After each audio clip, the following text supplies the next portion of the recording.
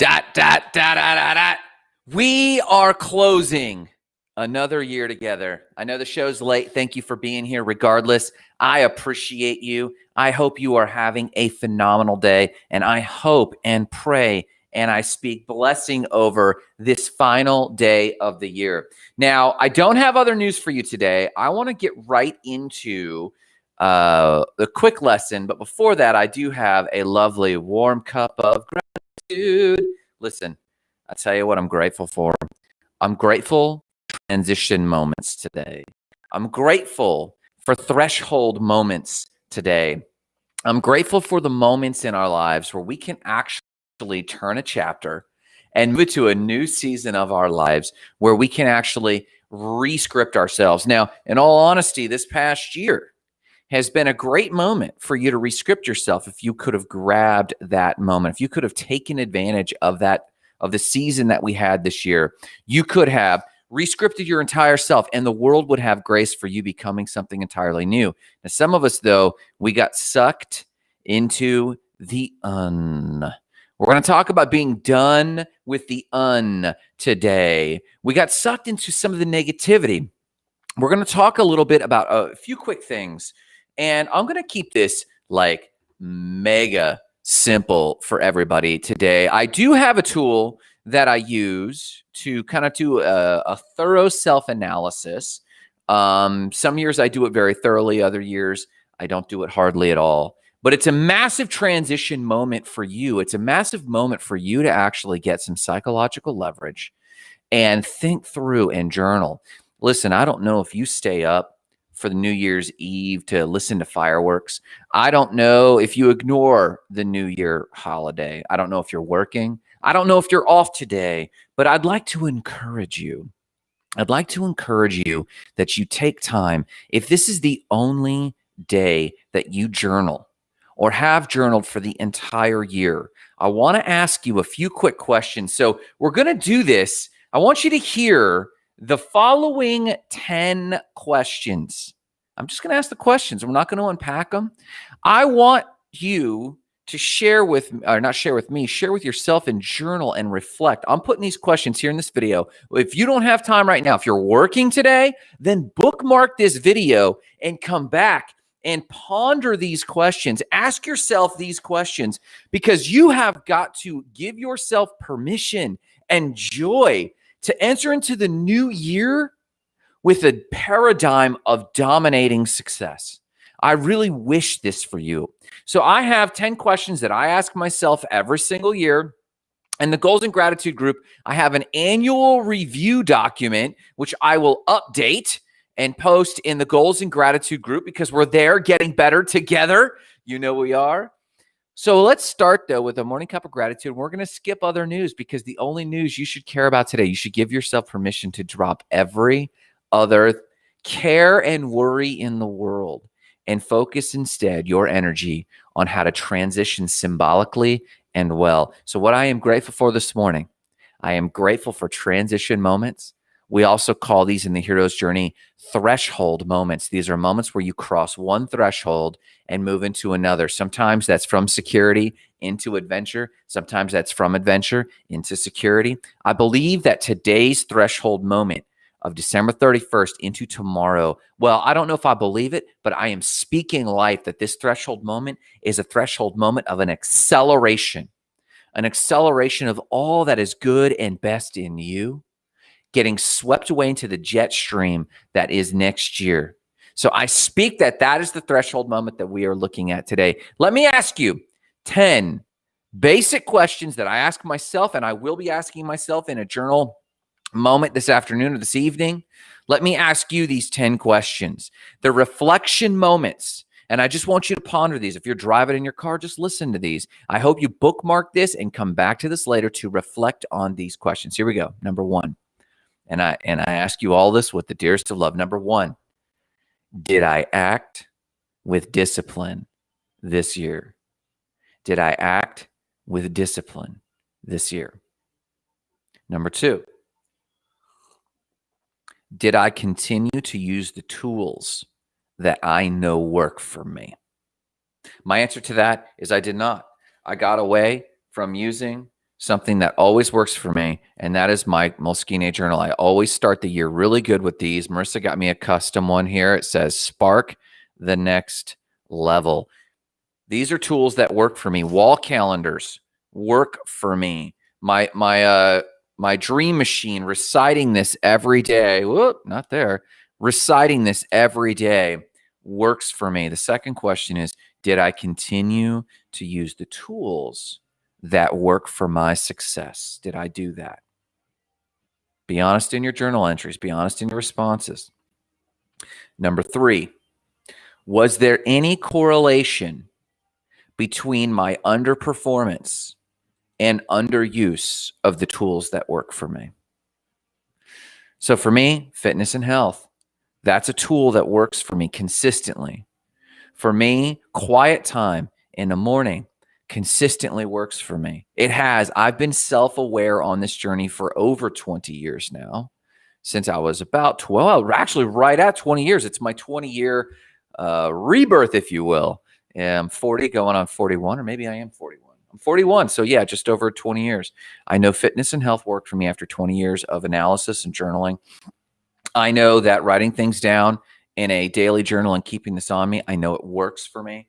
I know that keeping my dream machine and reciting this daily works for me. I know reading works for me. I know sticky notes work for me. It's when I get away from the habits that I get really unclear and wobbly. And this year, those got away from me. That was number 3. Was there any correlation between underperformance and underuse of the tools? Number 4, here we go. What was my favorite memory? Number 4, what was my favorite memory? What was your favorite memory this year? What was your favorite memory this year? I want to hear in the comments, if you're willing to share, if you're allowed to share in the comments, share in the Goals and Gratitude group. Number 4, what was my favorite memory this year? And spend time with that memory. Number 5, what went extraordinarily well? What went extraordinarily well for you? Number 5, the question number 5. And if you're just now jumping on, welcome. I love you guys. It's the end of the year. We're wrapping up this year together with review questions. Bookmark this and come back to it for the previous questions. Number 5, what went extraordinarily well for you this year? Number 6, what went poorly? Don't spend too much time on it, and don't generalize. Be specific. COVID, stop it. The election, stop it. Number 6, be very specific. What went poorly with you this year? And I don't mean stuff you couldn't have prevented. We have a friend who's dealing with cancer. That went poorly. But what went poorly in her head? What did you do poorly this year? Come on now. I don't think I led well this year, and I don't think I led myself well this year. Number 7, what did you accomplish? You accomplished something, and find it. You accomplished something. One more thing this year that you had not accomplished last year. Don't be sardonic with this. Actually ask yourself, what did I accomplish this year? I've got several, and I'll share mine later. But I'm just asking you the questions. I'll share these in a download or in the Goals and Gratitude group, or I'll share it in a webinar at some point. But reflect on these questions. Number 8, what did I not accomplish that I know I set out to accomplish? What did I not accomplish that I know I set out to accomplish? My goal to be 178 pounds, didn't accomplish that. My goal to increase our personal income, not just to the company, but all passive income streams to us of $15,000. I didn't accomplish that. We did accomplish traveling. We traveled for we were gone for 2 months at least. Number 9, what characteristics did I exhibit that I do not like? Listen, everything is entropy. Positive emotions are entropy.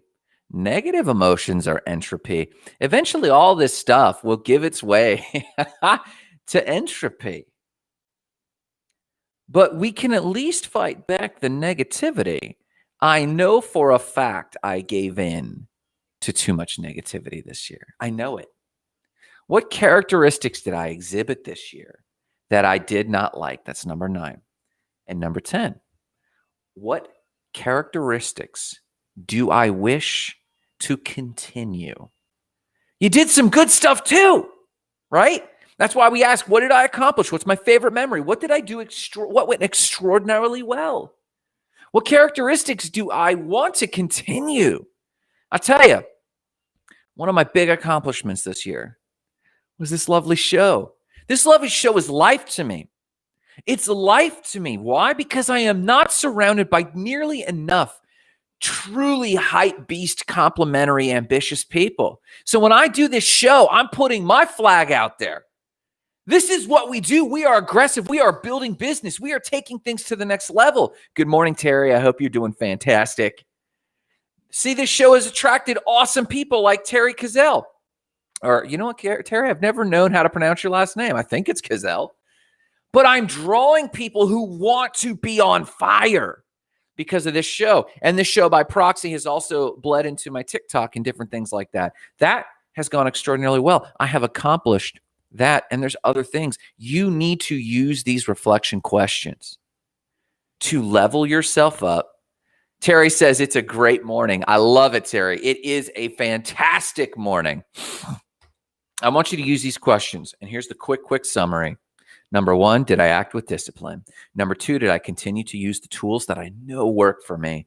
Number 3, was there any correlation between underperformance and underuse of the tools I know that work for me? Journaling, speaking, networking, my Moleskine, reading, whatever it is you do, mentoring. I did not have a mentor this year, and I should be embarrassed. I need one. Number 4, what was my favorite memory? Number 5, what went extraordinarily well? Number 6, what went poorly? Oh, well, grace, but I have to recognize it. What went poorly? Number 7, what did I accomplish? Let's hype that. Let's celebrate that. I want you to post what you accomplished this year. Please, please hype me up. Hype yourself up. Tell me what you accomplished this year. Number 8, what did I not accomplish that I know I was attempting, if I were being honest? Number 9, what characteristics did I exhibit that I did not like? And number 10, what characteristics do I wish to continue? Bookmark these. If you are watching this later, pause this and actually take time to answer these questions. And then I want to have one call out that I would love to leave in the time capsule of 2020 and not carry with me over the threshold into 2021. The one is this. It is the 7th deadly sin from Napoleon Hill. Where's my books? Oh man, where's my Fragile Think and Grow Rich book? Oh, it's sitting right here. Think and Grow Rich. You guys know I love this book every year. Every year I read this book one time through, as well as 7 Habits of Highly Effective People. Napoleon Hill has the 6 ghosts of fear, the 6 basic fears. And he talks about these fears in some depth. And then people don't realize this, but he ends the book on the 6 ghosts of fear. But in the latest edition, they added what Napoleon Hill called the 7th deadly sin. Are you ready for this? Terry says, the best book ever. Kristen, nice. Good to see you, Kristen. Great questions for journaling this morning. Kristen, I'm so happy to see you. I hope you are doing fantastic out there. Great questions for journaling. I hope you got something out of them. Please take your time with them. And I'd love to hear what went well for you this year, Kristen and Terry. But I want to share with you before I let you guys go for your day, and hopefully it's a glorious, symbolically glorious way to end your year. I want to bring up a caution to something that happened to me this year. And it's categorized, even though Think and Grow Rich is phenomenal, and I live by this book. I love this book. There's a 7th deadly sin. At the very last chapter of the book is the 6 ghosts of fear, and it's a caution. Do not give in to these 6 ghosts of fear from Napoleon Hill. He cautions you. In the latest edition of Think and Grow Rich, which I have in the other room, it's a more updated version. He calls it the 7th deadly fear, the 7th deadly sin, and it's this. You ready? Are you ready for this? Napoleon Hill warns us to not be susceptible to negativity and negative mindsets. You see, these are great principles to live by, but we also have to be honest with ourselves if we have a pliable, too open spirit. Great questions for journaling today. Yeah, so I got that from Kristen, but who else commented that? Someone else commented that exact thing somewhere else. Let's see who said it. Oh, Kristen, you just commented in the other location as well. Sorry. I saw Kristen also commented on goals and gratitude. Thank you for jumping in over there, Kristen. So the susceptibility to negativity. Listen, you guys, I pride myself for having a strong heart, for having a strong constitution, for having a strong internal mental life. But as we gather loved ones, those who care about us, those who are trying to protect us, those who are trying to strengthen us, as we bring around maybe clients who might like or not like us, might love or not love us, but they are listening to our call for them to raise up. I'm a coach and I'm surrounded by a lot of good people who are ambitious, but I'm also surrounded by a lot of weak people who are just bringing me their brain vomit. Between coaching clients and trying to be an abundant-minded person with employees, old employees, between being surrounded by the negativity of COVID, maybe you have empathy for this. Maybe this was somewhat of your experience too. At some point in the year, I started to allow negativity to be in my purview. I started to let negative thinking draw into me.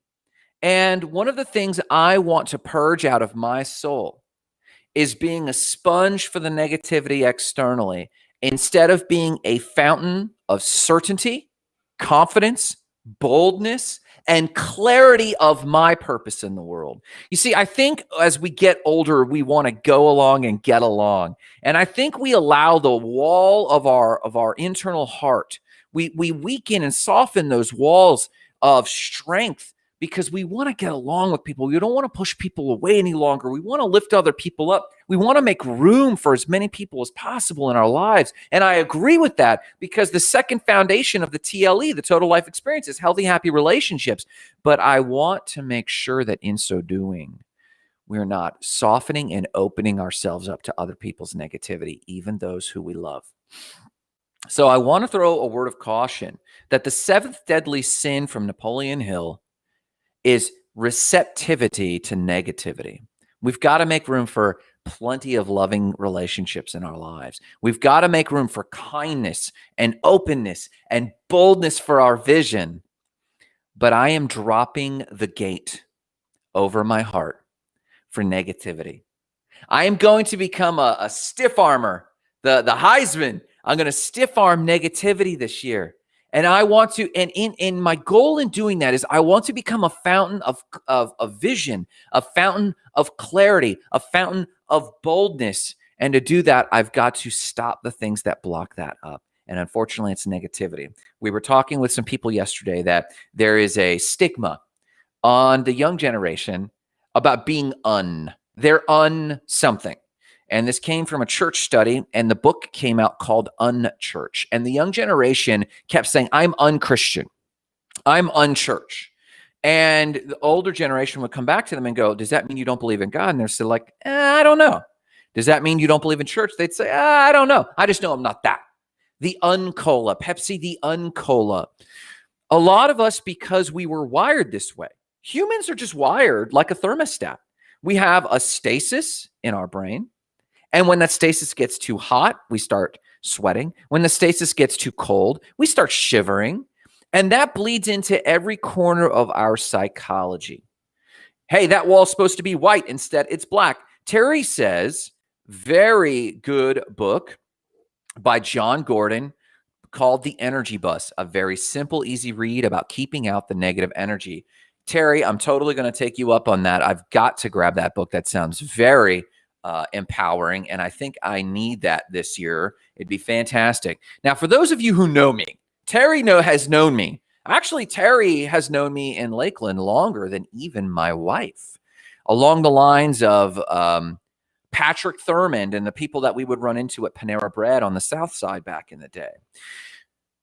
Energy is very important. For those of you who know me, you know that I love positivity. I love being affirming, and I want to commit this year, just being transparent as you journaling, as I'm journaling, just transparency. I want my energy levels to be so positive, not just high. I like having high energy, but you can't always have high energy. I always want to have positive energy. And I always want to be a fountain of positive energy for people. And according to this idea about we need to stop being not things. I'm not Republican. I'm not Democrat. I'm not one of those people. I'm not a non-masker. I'm not a masker. I'm not an anti-vaxxer. I'm not a vaxxer. Quit it with these identifications. Instead, let's just be a positive force. Let's quit being Let's start being something. You see, it's far easier to describe, oh, I'm not that.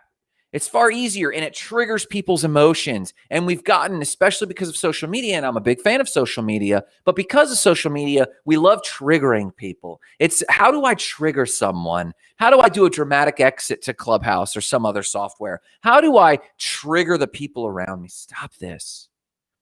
I know that there are fast successes by triggering people, but in terms of personal development, I want to encourage you this year. Let's no longer be unpeople, and let us proceed to be something real. Let us proceed to be something solid. Let us define who we are. Let's not put out to the world, well, I'm not that, but I didn't claim what I was, so I'm safe. No one can accuse me of anything. No, I want to know solidly what you are and what you are about. I'm Grant. I ignite lives of explosive significance. You need to hold me to the standard. Is Grant being positive? I don't always need to have high energy, but I really always want to be a source of positivity for State of the Spark. What are you about? I keep putting it out there, and I drop the ball, and that is conviction that I need to be better in 2021 for my goal setting, for the apps we want to build, for coaches and coaching clients, for the tools and resources and courseware that we've sworn that for years we've been trying to get our energies to putting courses out. I'm a teacher. I want to put courses out. I'm telling you what I'm about. And the risk is that I'm exposed for what I have not delivered on. Good.